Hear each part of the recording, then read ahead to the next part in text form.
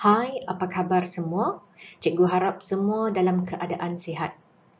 Kita akan masuk bab baharu pada hari ini, iaitu bab 14, sokongan dan pergerakan dalam manusia dan haiwan.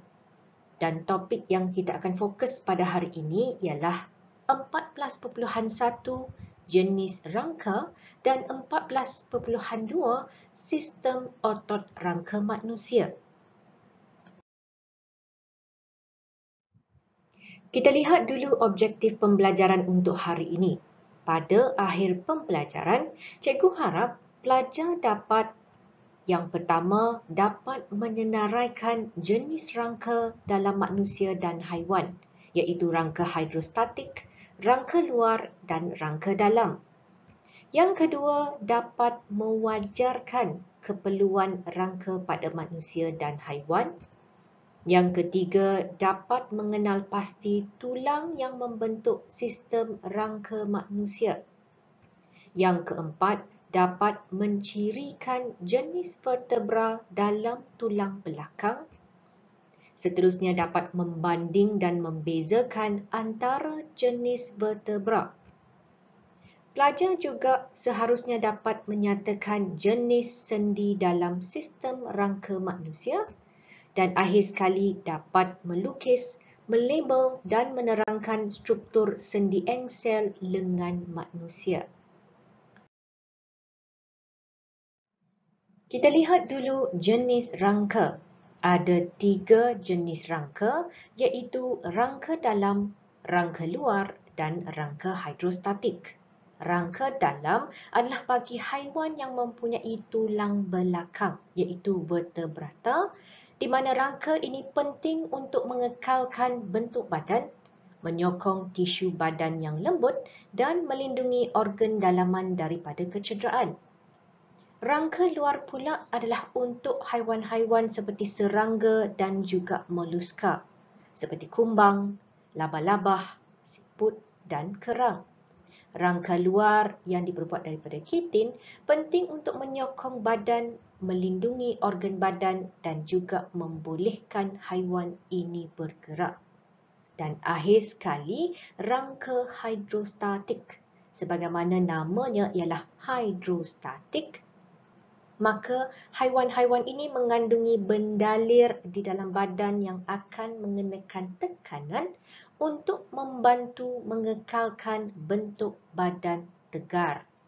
Jadi sama ada rangka dalam, rangka luar ataupun rangka hidrostatik, ianya penting supaya manusia dan haiwan dapat bergerak dari satu tempat ke tempat yang lain.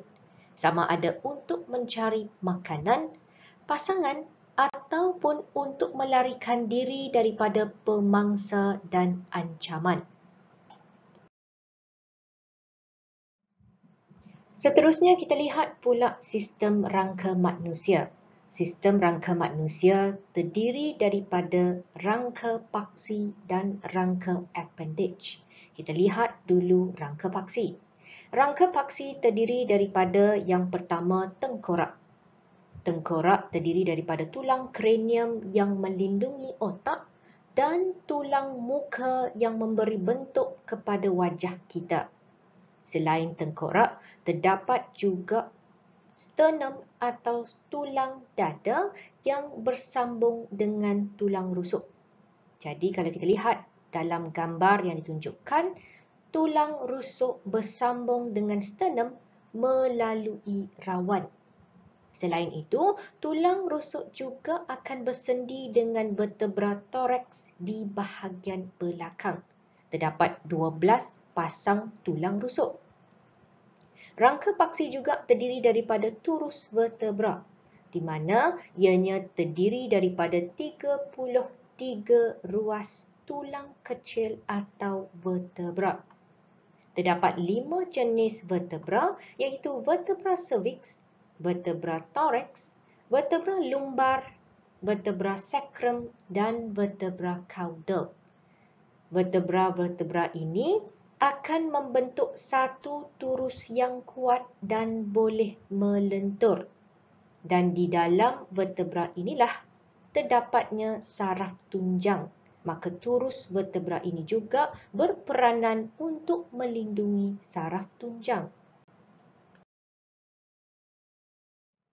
Sekarang kita lihat pula rangka appendage. Rangka appendage terdiri daripada lengkungan pectoral, iaitu di bahagian bahu yang terdiri daripada dua jenis tulang. Clavicle yang berbentuk rod dan kelihatan seakan-akan seperti huruf S, dan satu lagi tulang yang berbentuk segitiga dan leper, iaitu scapula yang terdapat di bahagian dorsal badan. Jadi kedua-dua tulang ini akan membentuk lengkungan pectoral. Lengkungan pectoral ini akan bersendi pula dengan tulang lengan, iaitu dengan kepala tulang humerus. Di satu lagi hujung, humerus akan bersendi dengan tulang ulna dan radius. Ingat, tulang radius akan selari dengan ibu jari kita. Seterusnya, di hujung radius dan ulna terdapat pula tulang pergelangan tangan yang dikenali sebagai carpus. Dan seterusnya, tapak tangan kita dikenali sebagai metacarpus, dan tulang-tulang yang membentuk jari tangan kita dikenali sebagai phalanx. Setiap jari tangan terdiri daripada 3 tulang phalanx, kecuali ibu jari yang terdiri daripada 2 tulang phalanx. Seterusnya terdapat juga lengkungan pelvis, iaitu di bahagian pinggul yang terdiri daripada 2 tulang punggung. Setiap tulang punggung ini terbahagi kepada 3 bahagian utama, iaitu ilium, ischium dan pubis. Lengkungan pelvis penting untuk menyokong berat badan, melindungi pundi kencing dan organ pembiakan. Lengkungan pelvis pula akan bersendi dengan tulang kaki, iaitu dengan kepala tulang femur. Ingat, tulang femur merupakan tulang yang paling panjang, besar dan berat dalam badan kita. Satu lagi, hujung femur akan bersendi dengan tibia, dan di tempat persendian ini terdapat patella, iaitu tempurung lutut. Tulang betis selain daripada tibia juga terdiri daripada tulang yang lebih kecil, iaitu fibula. Di hujung fibula dan tibia terdapat tulang-tulang yang membentuk pergelangan kaki, iaitu tarsus. Metatarsus pula membentuk tapak kaki, dan phalanx ialah tulang jari kaki.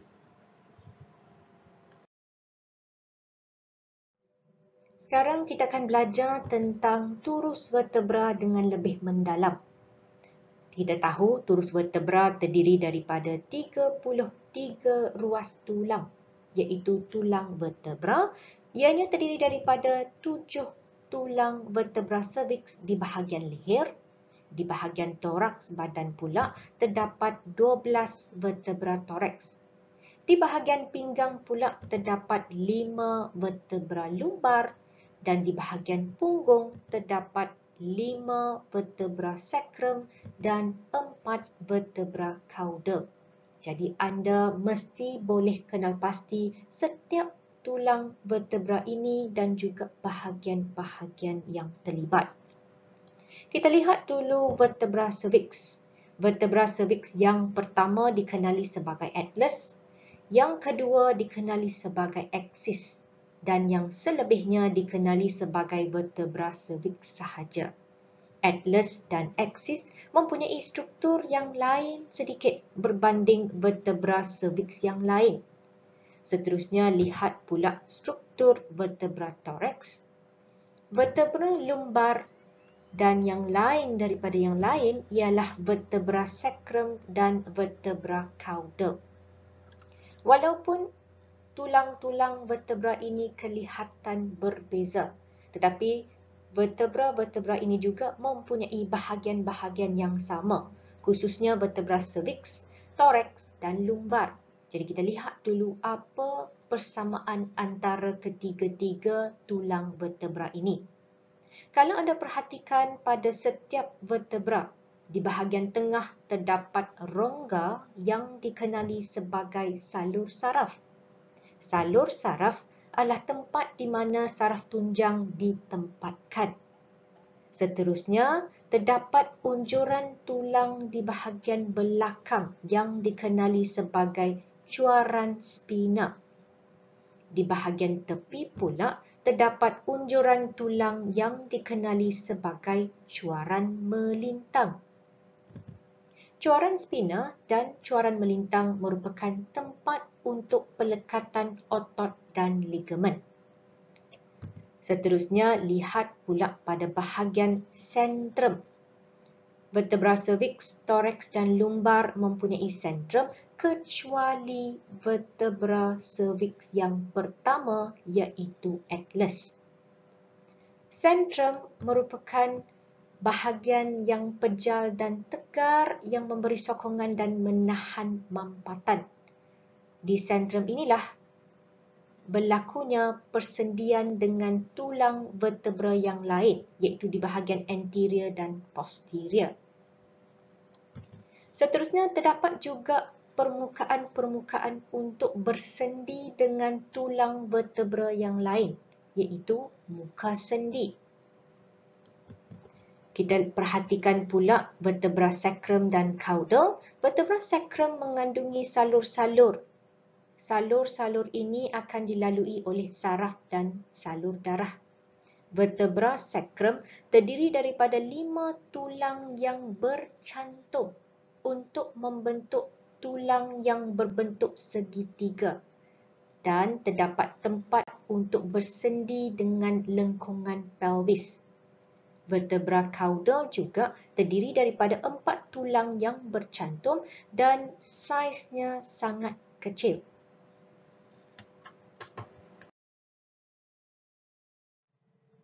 Sekarang kita akan belajar tentang vertebra cervix dengan lebih mendalam lagi. Kita tahu terdapat 7 vertebra cervix di bahagian leher. Yang pertama dikenali dengan nama atlas dan yang kedua ialah axis. Kesemua vertebra cervix mempunyai salur saraf yang menempatkan saraf tunjang dan terdapat cuaran spina dan cuaran melintang. Tetapi apa keistimewaan vertebra cervix yang lain daripada yang lain? Kalau anda perhatikan pada cuaran melintang, terdapat liang. Liang itu dikenali sebagai foramen melintang. Perkataan foramen itu sendiri bermaksud liang. Dan liang ini merupakan laluan bagi salur darah. Jadi, hanya vertebra cervix sahaja yang mempunyai foramen melintang. Seterusnya kita lihat pula pada aksis.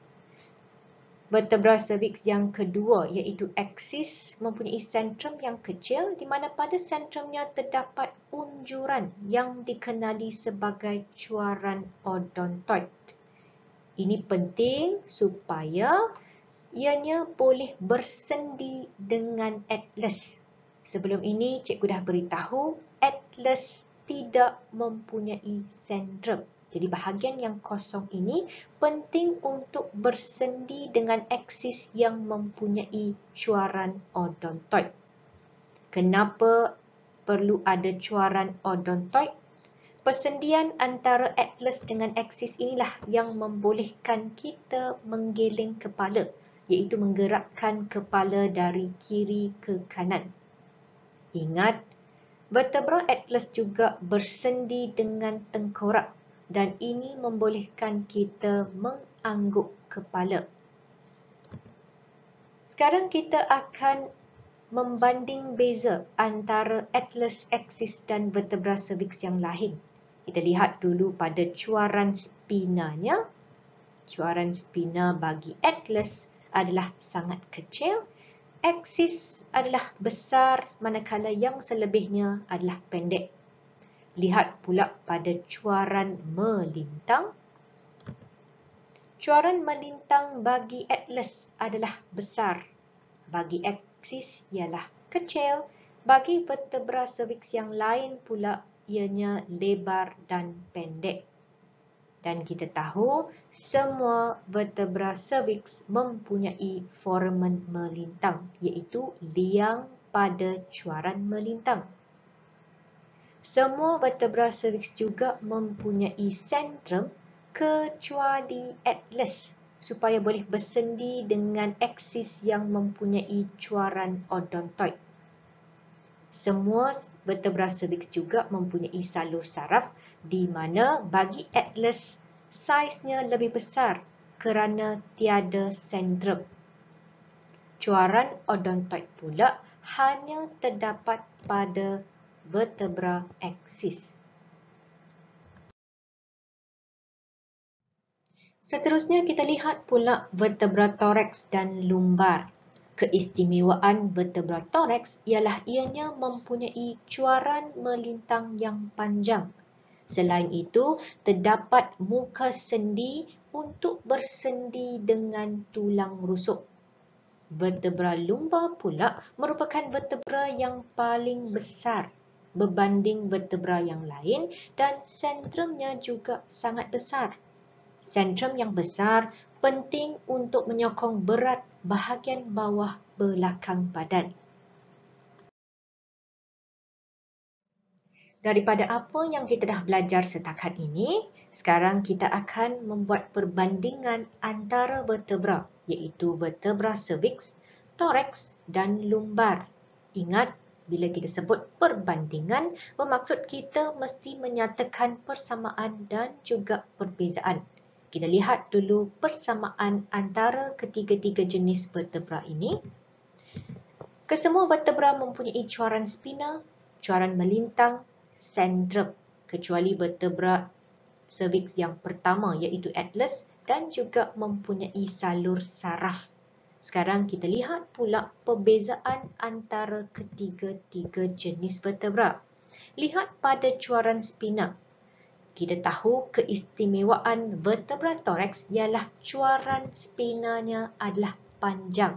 Jadi bagi vertebra cervix dan lumbar, cuaran spinanya adalah pendek. Begitu juga dengan cuaran melintang, di mana cuaran melintang bagi vertebra thorax adalah panjang berbanding cervix dan lumbar. Kita tahu foramen melintang pula merupakan ciri khas yang hanya terdapat pada vertebra cervix. Vertebra yang lain tidak mempunyai foramen melintang. Semua vertebra juga mempunyai sentrum kecuali atlas. Dan kita tahu keistimewaan lumbar ialah ianya mempunyai sentrum yang paling besar. Thorax mempunyai sentrum yang bersaiz sederhana dan cervix mempunyai sentrum yang kecil. Apa yang dimaksudkan dengan sendi? Sendi merupakan tempat pertemuan antara dua atau lebih tulang ataupun antara rawan dengan tulang. Sendi inilah yang membantu kita untuk menggerakkan bahagian badan kita. Sendi dapat dibahagikan kepada 3 jenis, iaitu sendi tidak bergerak, sendi bergerak sedikit dan sendi bebas bergerak. Sendi tidak bergerak merujuk kepada tulang-tulang kranium yang bercantum dan di antaranya terdapat sendi yang dikenali sebagai sucur. Jadi ini merupakan sendi yang tidak bergerak. Sendi bergerak sedikit pula adalah sendi di antara cakra rawan dengan tulang vertebra ataupun contoh lainnya ialah antara rawan dengan tulang rusuk. Sendi bebas bergerak pula terbahagi kepada dua, iaitu sendi engsel dan sendi lesung. Sendi engsel membenarkan pergerakan tulang pada satu satah. Lihat pada sendi lutut. Sendi lutut membenarkan bahagian bawah kaki berayun ke hadapan dan ke belakang seperti engsel pintu. Sebab tu namanya ialah sendi engsel. Contoh lain sendi engsel dalam badan kita ialah sendi siku, sendi pada tulang jari tangan dan tulang jari kaki. Sendi bebas bergerak yang kedua ialah sendi lesung. Sendi lesung membenarkan pergerakan berbentuk putaran dalam semua arah, di mana sendi ini membenarkan ayunan lengan dan kaki dalam pergerakan membulat. Contohnya, sendi bahu iaitu antara humerus dengan lengkungan pectoral, dan juga sendi punggung iaitu antara tulang femur dengan lengkungan pelvis. Anda juga perlu tahu struktur dan juga fungsi sendi bebas bergerak seperti sendi engsel dan juga sendi lesung. Jadi kita akan lihat satu persatu. Yang pertama ialah kapsul. Kapsul merujuk kepada tisu bergentian yang membalut sendi dan memberi perlindungan kepada sendi. Selain itu, di hujung tulang terdapat rawan. Jadi, apa kepentingan rawan? Rawan bertindak sebagai cushion kepada sendi, iaitu dengan menyerap hentakan dan mengurangkan geseran antara hujung tulang dengan tulang. Dan ianya akan seterusnya melindungi tulang daripada menjadi haus. Sebab itu, sekiranya rawan rosak atau menjadi haus, ini boleh menyebabkan sakit sendi. Terdapat juga membran synovial yang akan merembeskan cecair yang dikenali sebagai bendalir synovial ke dalam rongga synovial. Jadi apa pula kepentingan bendalir synovial? Bendalir synovial bertindak sebagai pelincir yang juga membantu untuk mengurangkan geseran antara hujung-hujung tulang. Selain daripada sendi, bahagian-bahagian atau tisu lain yang turut membantu kita untuk menggerakkan anggota badan ialah ligamen. Ligamen merupakan tisu penghubung yang kuat, kenyal dan liat, dan membantu untuk menghubungkan tulang dengan tulang. Ligamen memberi sokongan dan kekuatan kepada sendi dan membolehkan tulang membengkok di sendi. Pergerakan itu juga berlaku disebabkan oleh tindakan otot. Otot terdiri daripada berkas gentian otot, saraf dan salur darah yang banyak. Dan otot akan sentiasa bekerja secara berpasangan dan bertindak secara berlawanan. Bermaksud bila satu otot mengecut, satu lagi otot akan mengendur. Dan sebaliknya, ini dikenali sebagai antagonis. Contohnya otot bicep dan otot tricep. Otot bicep juga dikenali sebagai flexor kerana apabila mengecut, otot ini akan membengkokkan anggota badan. Manakala otot tricep dikenali juga sebagai extensor kerana otot ini akan meluruskan anggota semasa mengecut. Kita akan belajar dengan lebih lanjut lagi tentang otot bicep dan tricep dalam tajuk yang seterusnya. Tendon pula terdiri daripada gentian yang kukuh, tidak kenyal dan boleh dilentur, di mana tendon menyambungkan otot dengan tulang. Ingat ya, ligamen menyambungkan tulang dengan tulang, manakala tendon menyambungkan otot dengan tulang.